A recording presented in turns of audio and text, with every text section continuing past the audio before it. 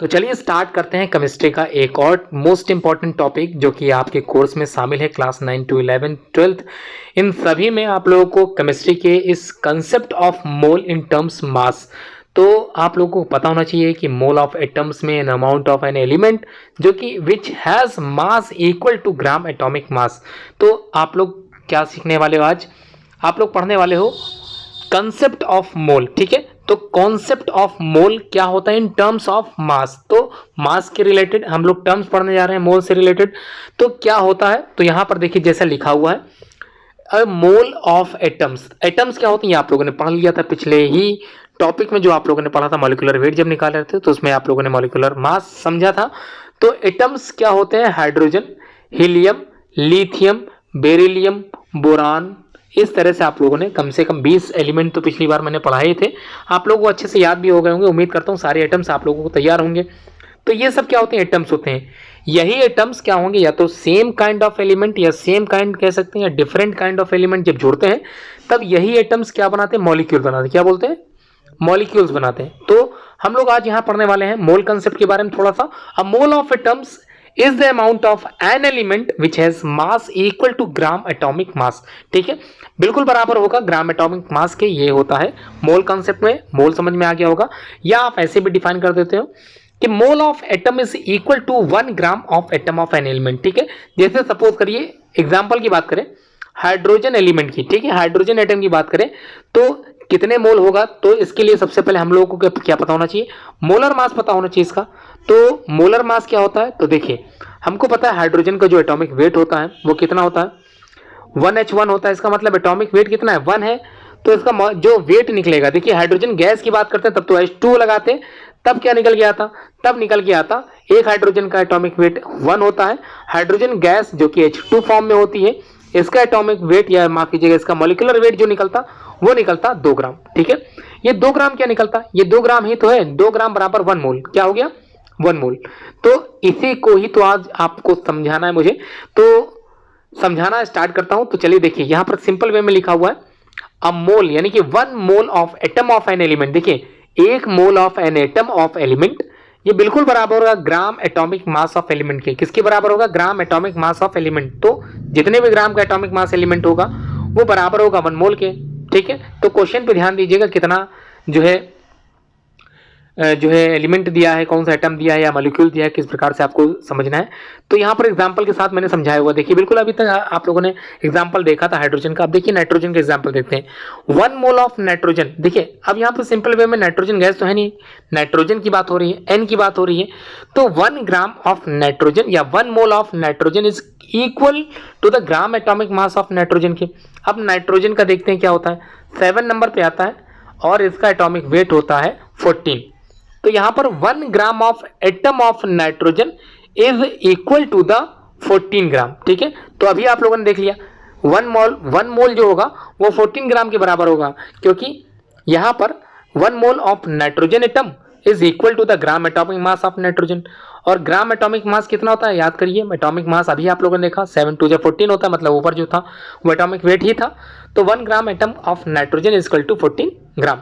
आप ऐसे समझ सकते हो किसी भी जो है एटम का मोल। ठीक है, अब बात करते हैं अब मोल ऑफ मॉलिक्यूल क्या होते हैं। देखिए अभी आप लोगों ने एटम पढ़ा, एटम का आप लोगों ने देख लिया मोल कंसेप्ट। अब देखिए a mole of molecule is amount of a substance जिसमें क्या होगा? एलिमेंट्स होंगे खूब सारे, या हो सकता है किसी ना किसी कंपाउंड से बना हो, which has mass equal to the gram molecular mass. ठीक है, ग्राम मॉलिक्यूलर मास, और वहां पर क्या था? ग्राम एटॉमिक मास, और यहां क्या हो जाएगा? Gram molecular mass. या इस तरह से भी लिख सकते हो a mole of molecule is equal to 1 gram molecule of the substance, यानी कि 1 ग्राम ऑफ सब्सटेंस। एक एग्जांपल की बात करें तो सपोज कीजिए 1 मोल ऑफ N2। अब देखिए यहां पर नाइट्रोजन गैस आ गई। कौन सी गैस आ गई?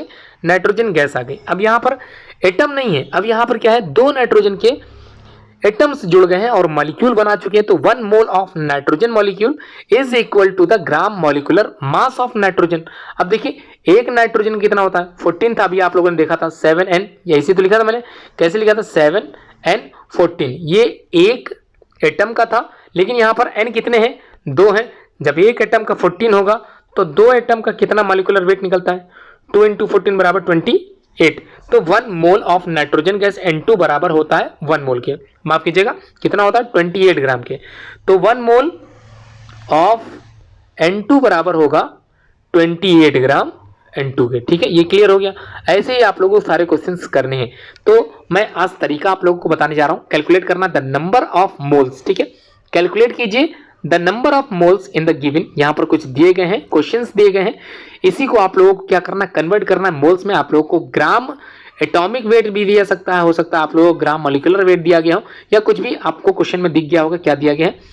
सपोज कीजिए यहाँ पर कुछ क्वेश्चन है, लगभग 13 क्वेश्चन मैंने आज की सीरीज में रखे हैं, और उम्मीद करता हूँ अगर आप ये 13 क्वेश्चन सॉल्व कर लेते हो तो उम्मीद के साथ मैं ये कह सकता हूँ कि आप लोगों को मोल्स निकालना अच्छे से आ जाएगा। तो चलिए देखते हैं पहला क्वेश्चन क्या है। 52 ग्राम ऑफ हीलियम।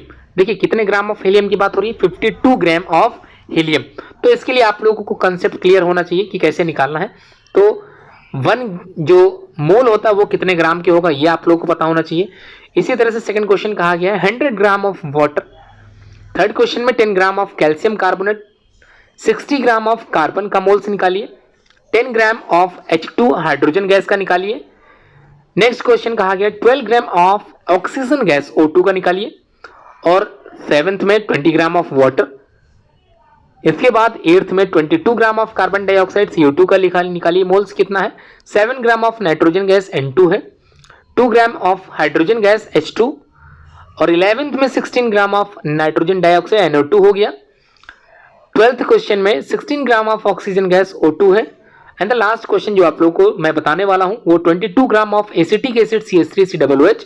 इसी का ही मैं आप लोगों को सिखाने वाला हूं किस प्रकार से मोल्स निकालते हैं। तो देखिए पहला क्वेश्चन करने जा रहा हूं, ध्यान से देखिएगा कैसे करना है, स्टेप वाइज समझाया, बहुत ही आसान तरीके से समझाया है, उम्मीद है आप लोग कर लोगे। देखिए क्वेश्चन क्या दिया गया, 52 ग्राम ऑफ हीलियम।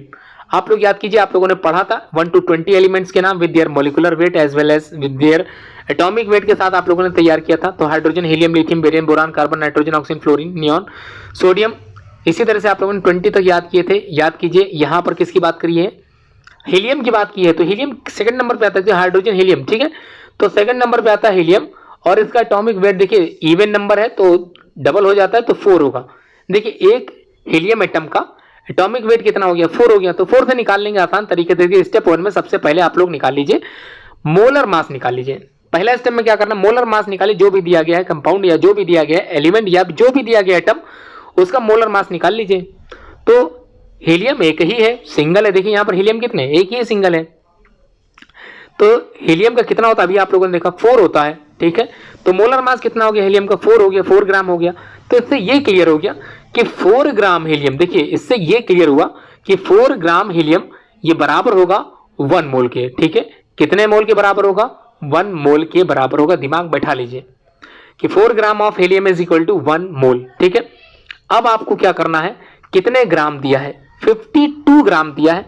तो स्टेप 2 में सिंपल वे में आप लोग लिखिए कि 52 gram of helium is equal to the, अब कितने चाहे तो आप लोग डायरेक्टली कर सकते हैं 52 अपॉन और कितना था नीचे 4, डायरेक्ट लिख सकते हो, या सिंपल वे में लिख लीजिए कि 52 gram of helium is equal to 1/4 into कितने का निकालना है, 52 ग्राम का निकालना है।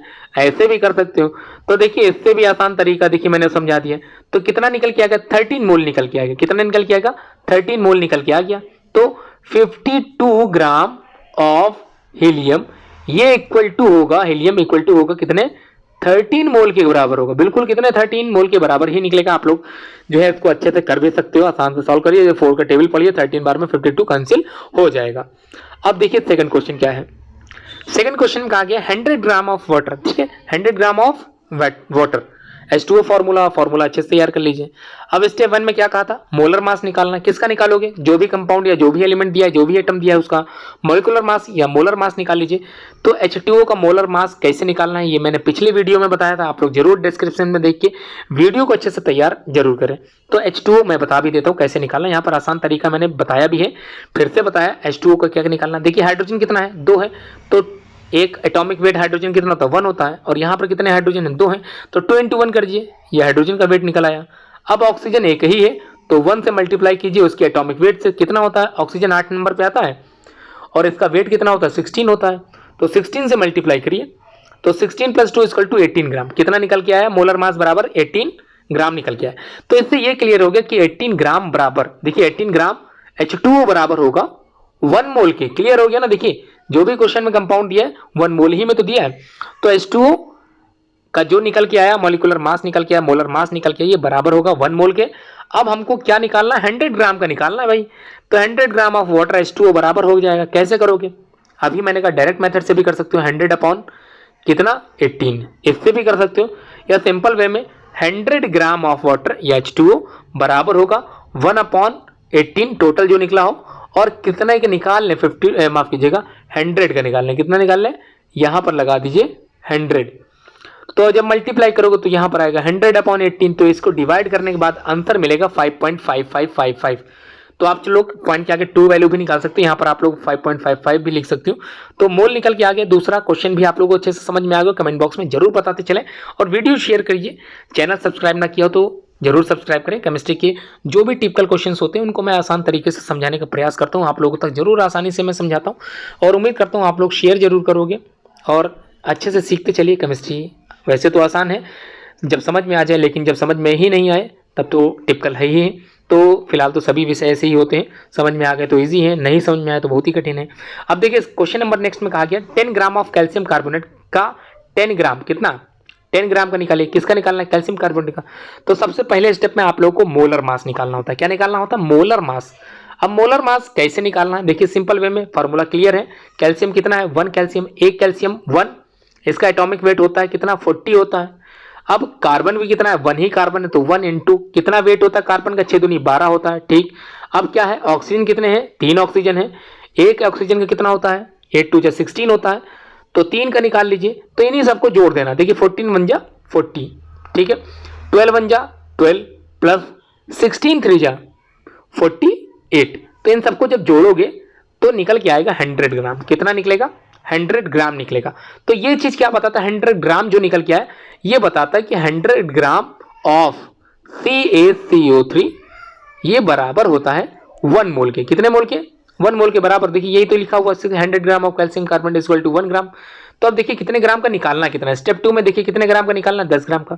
तो क्या करना है 1 इंटू 10 ग्राम का निकालना है, और टोटल कितना निकल के आया 100 निकल के आया। तो मोलर मास तो करना क्या है मल्टीप्लाई करिए। देखिए सिंपल 10 1 जा 10 और 10 10 का क्या हो गया 100 1 अपॉन 10। इसका मतलब जब आंसर निकालोगे 0.1 में वैल्यू निकल के आएगी, तो आंसर निकल गया 0.1 मोल। ठीक है, तो 100 ग्राम ऑफ कैल्शियम कार्बोनेट, माफ कीजिएगा 10 gram of calcium carbonate is equal to माफ कीजिएगा 0.1 मोल।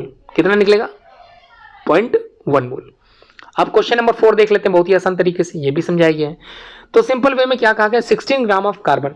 तो यहाँ पर 16 ग्राम ऑफ कार्बन की बात हो रही है। स्टेप 1 में क्या निकालोगे मोलर मास निकालोगे। कार्बन कितने हैं एक ही तो है, तो 1 इंटू एक कार्बन का एटॉमिक वेट या एक कार्बन का क्या होता है वेट बताइए। मोलर मास कितना निकालोगे 12 होता है, तो 12 ही तो निकलेगा, 12 ग्राम निकल गया। तो 12 ग्राम क्या है 12 ग्राम ऑफ कार्बन बराबर होता है 1 मोल के। ठीक है, ये तो क्लियर हो गया स्टेप। अब कितने का निकालना है 60 ग्राम का निकालना है। तो 60 ग्राम बराबर कैसे निकालोगे 60 ग्राम ऑफ कार्बन बराबर 1 इंटू 60, और अभी निकला कितना था 12 निकला था, कितना कार्बन का होता है 12, तो 12 पंचे 60। तो ये तो बहुत ही आसान निकल गया। तो इसका आंसर तो 5 ही आ गया, 5 मोल निकल के आया। तो 60 gram of carbon equal to 5 mole, तो ये भी मोल में निकल आया। अब क्वेश्चन क्या कह रहा है देखिए 10 gram of hydrogen gas. Hydrogen gas की बात की जाए तो H2 जरूर लगेगा। ठीक है, हाइड्रोजन गैस H2। अब देखते हैं मोलर मास ऑफ H2 कितने हाइड्रोजन है 2 हैं भाई। एक हाइड्रोजन कितना होता है 1H1 होता है, इसका मतलब 1 होता है। तो 1 से मल्टीप्लाई कर दीजिए, मोलर मास निकला गया 2 ग्राम निकला।